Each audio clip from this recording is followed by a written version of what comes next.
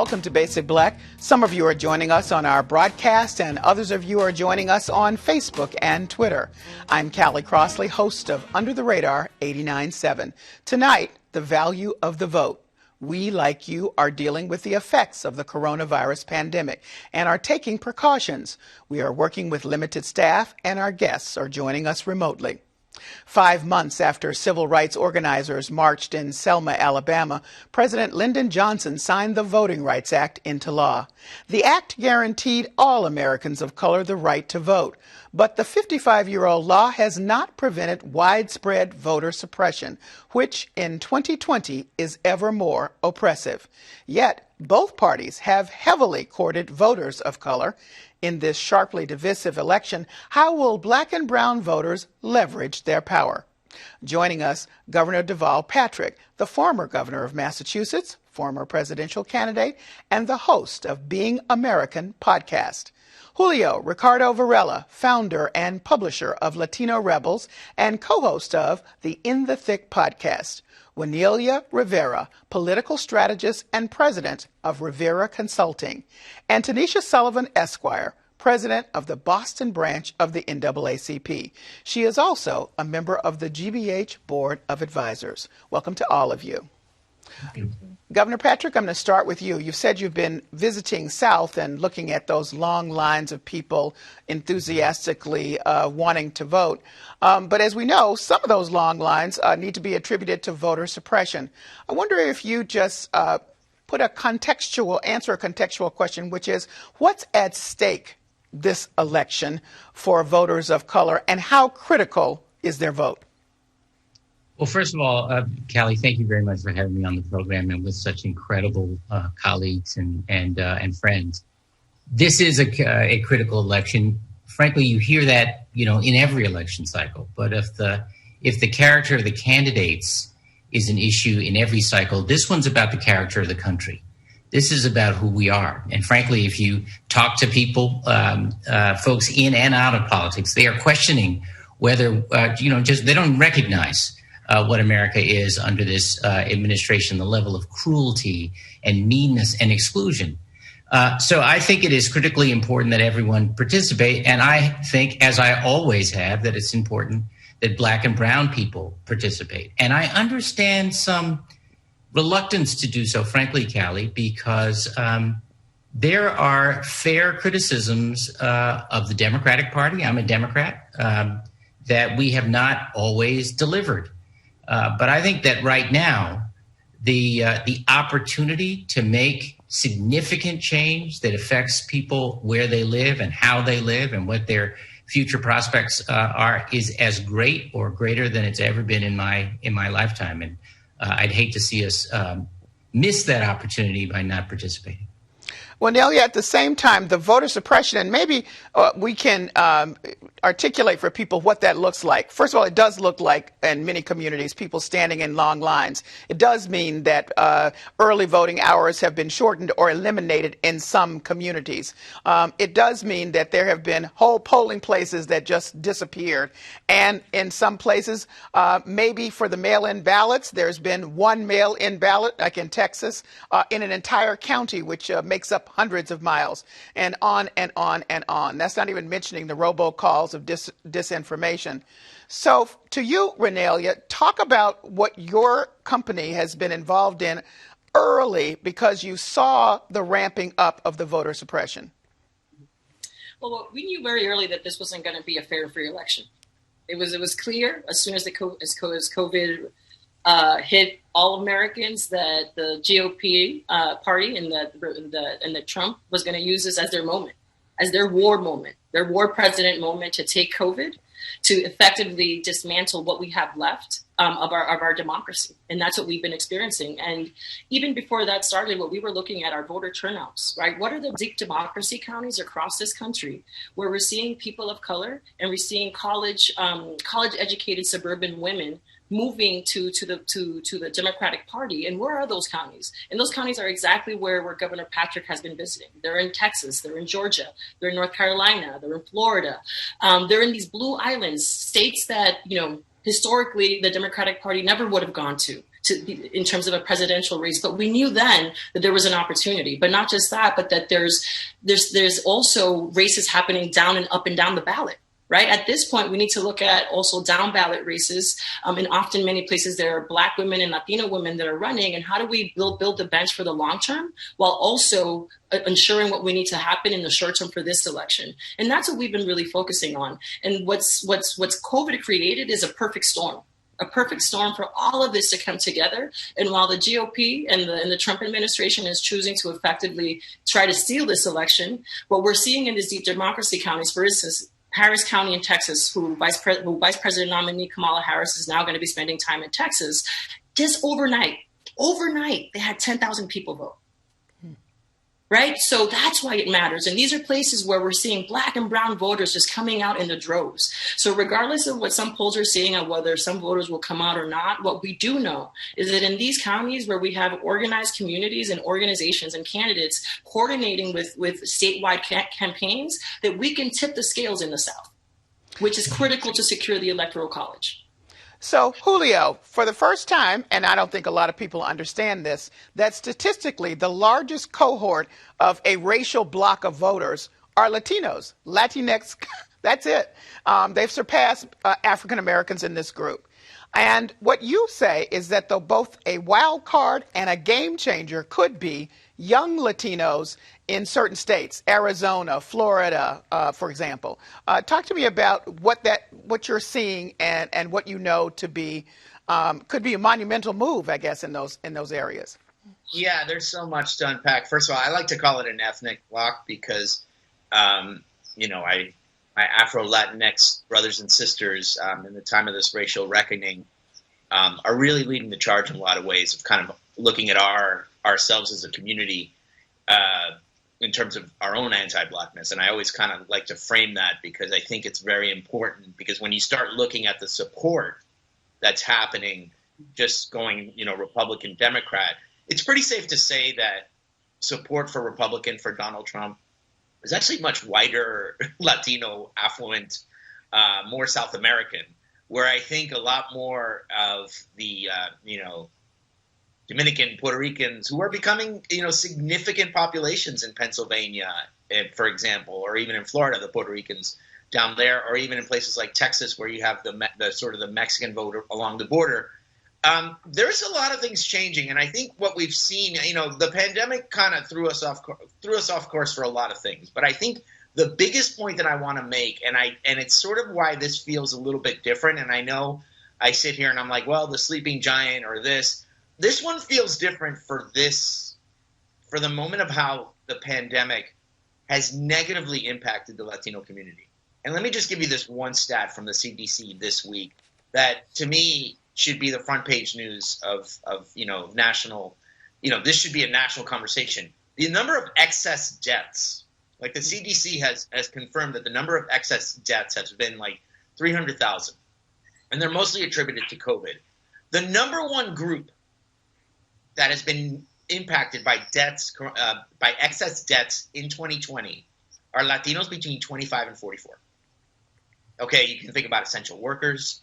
You can think about, millennials. So the big wild card for me, and I agree with the governor about this notion of empathy. When people are dying, when people are losing their jobs, when people are struggling, that you could take all the political talk and all the numbers, and this is personal, right? And so I really think that the wild card, we don't know this yet, and I really think that there's a missed opportunity because I think political media is wider and more male and from the Beltway, and has kind of never understood young Latinos. And when Bernie Sanders kind of got them out, they're still sticking around. So I've talked to people in Nevada and Arizona and Texas, and I said, does this feel different? Are they still going to vote for Biden? I think it's because it's so personal now that's the wild card for me when it comes to politics. Is what is getting people out to vote? And the lack of empathy and this lack of sort of sense from the president that let's just suck it up. I don't think that's a winning message in 2020. It might have been in 2016, but in 2020, I think all bets are off. Tanisha, after the 2016 election and some of the reflection, African American voters in some cases were blamed for not going to the polls, not voting. Of course, as more investigation continued, it was traced back to massive voter suppression efforts, and for the most part. But there is also this year something interesting. There are some prominent black men, Ice Cube, 50 Cent, P. Diddy, who've come forward and been vocal about what Governor Patrick started off saying. I don't think that either party has supported me, but certainly not the Democratic Party. So I'm going to take a listen to what President Trump has said. Last go round, there was a gender divide, and in as much as black men voted for President Trump, numbers of them did. And some are suggesting that's going to happen again. And yet you say part of the problem is if you don't allow people to see how a system that doesn't engage them works, then, this is the result.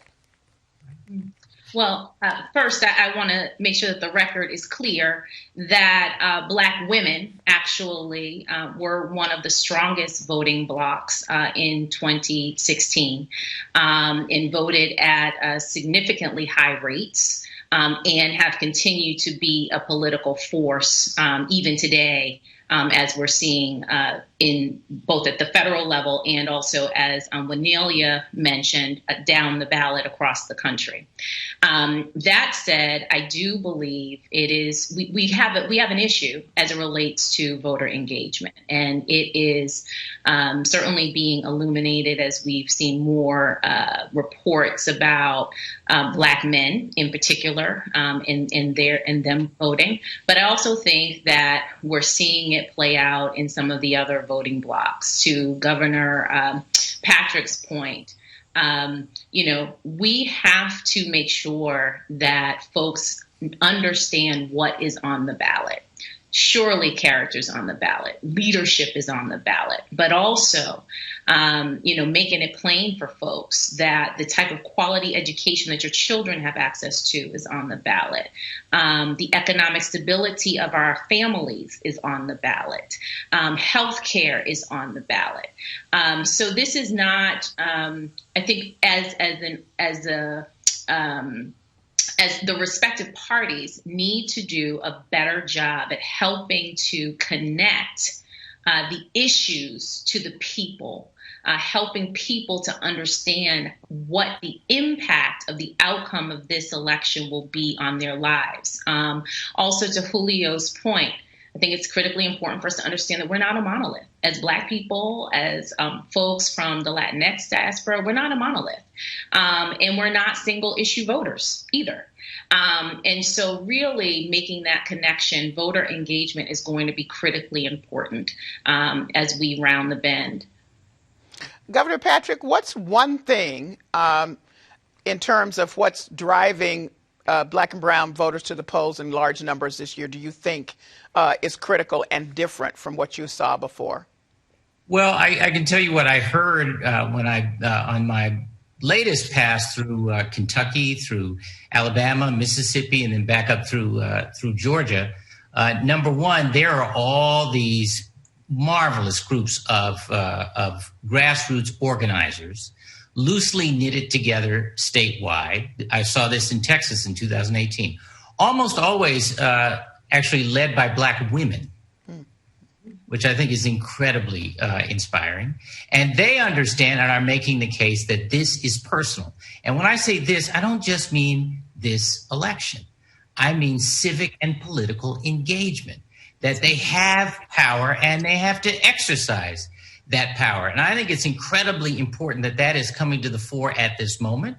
And I think that my counsel to the Biden-Harris team and to other Democrats is, yes, we have to win, but then we have to deliver. Because the notion that folks are going to wait and continue to defer or prefer Democrats if we don't deliver, never mind that Donald Trump is making his appeal with absolutely no intention of doing anything if he gets the support of Black and brown people. He has no interest in that. But making that case to folks as a reason to vote for Democrats is just not enough. And right now, we may actually have the power and the continuing advocacy at the grassroots to be able to deliver some big solutions that have been long in the waiting. Julio, pick up on that, if you would. Yeah, no, the accountability factor, I think what you're seeing is a lot of lessons from 2016 where the only way you're going to impact change is if you participate. So one of the things that the Trump presidency, I think, sort of resurrected was this organizing tradition in Black and brown communities. I mean, especially this time around, the conversations of solidarity from the late 60s and the early 70s and then divide and conquer happened. Those are real conversations that young people are having with each other, trying to make the connections and realizing that the power of the vote is the only way that you're going to impact it. So I do agree that there's something happening in this country that is coming from the grassroots, and it's coming from Black and brown communities. And I don't think Democrats fully understand it yet, but you start seeing pockets. So it's funny. We interviewed Jamal Bowman, who's going to be, who's running for out of New York, dynamic out of Yonkers. We had him on the podcast a couple of weeks ago, and we asked him straight up, what are you doing right now, and what does it mean? What are you going to do after? And he said, you know what? I'm going to get elected. We're going to get Joe Biden elected, and then we're going to hold them accountable. And I really think this is a moment for sort of the institutional Democratic Party to wake up and realize that the future of the party is, young POC, indigenous, Black, Asian, Latinx voters who are engaged. So issues of climate change and racial justice and police reform, these aren't just, slogans to a lot of young people. And I do think that, when people get a little bit cynical, oh, young people, they never come out. I'm like, this one feels different. I'm not, who knows what's going to happen. But again, I look at the data. I looked at Florida, early voters. These are first-time voters. That throws so many curveballs. Who knows what's going to happen on Tuesday? But first-time voters are usually coming out for a reason, right? And if there's anything that we know is that if you're motivated to vote in 2020, that, who knows? Who knows what's going to happen? WILNELIA, please add to that. Yeah. I mean, I really want to bring the movement perspective here, right? Because I think when you look at what's happening in this election cycle, it's easy to bookend it based on the presidential cycles, right? But when I think about the last 20 years of movement building organizing that has happened throughout this country, what we're seeing is both a maturation of those of us that came in that first wave and the ones that are now coming behind, coming together, realizing that there needs to be an intergenerational push. And whether you're Gen Z or whether you're millennial or whether you're on the older side or a boomer, this is intergenerational. And we need to push this. And this piece around institutional Democrats creating space is really the next stage of what comes after this election, right? Because regardless of what happens on November 4th next week and what happens the next few weeks after that, Democrats have to stand for the party of not just we're gonna do equality. No, we got to deliver on it. We're going to talk about reparations. We're going to let someone like Congresswoman Cori Bush from Missouri talk about these issues. We're going to let Congresswoman Alexandria Ocasio-Cortez talk about these issues. And let's remove policymaking from the Beltway. Let's bring it back to the people. Let's bring it to America's heartland. This is part of how Republicans got here.